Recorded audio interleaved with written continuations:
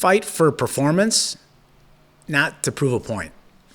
This is something that my team adopted with Built to Lead, that we had built enough trust amongst each other that we could fight, debate about everything that we were up against and challenged with as a company and as a team. And we could fight, and then we can align with whatever decision we made and then move forward. So I wanted to create a safe environment where people could trust that they weren't going to get fired if they spoke their mind. They were free to be themselves and free to say what they wanted to say. So we opened up those discussions and let people fight, as long as they weren't fighting to prove their point.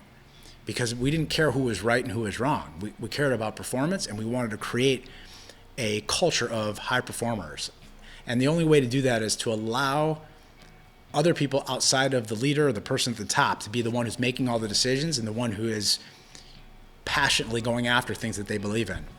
And when I opened that up and really started to build that type of flow within our practices and our meetings, I realized really quickly that a lot more people have that fight in them, and by not letting it get out, you stifle them, and you have them walking away shaking their head and saying things like, he just doesn't understand, he has no clue.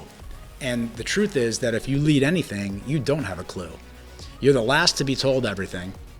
You are lied to more than anyone, and everyone else around you knows more and has more information and has access to everything that you don't have access to.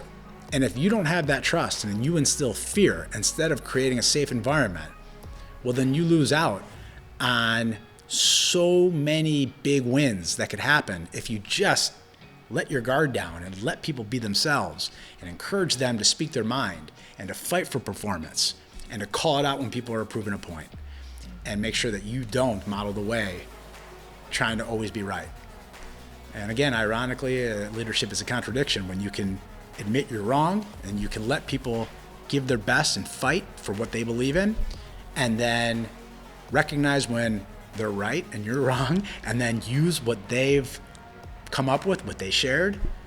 Boy, there is no better way to build trust than to let people not only be themselves, but then carry through and follow through with whatever solution, whatever strategy, and whatever they're working on, to solve problems, so that you're not doing everything and that you don't feel like you have to solve all the problems on your team. So fight for performance, learn how to fight with grace, and understand that every person that you have on your team, you have to know them in order to be able to fight with them. And someone that's been with you for a long time, you can fight with hard, and someone who's brand new, not so much. And so you have to have some emotional intelligence to understand who you're with when you're fighting.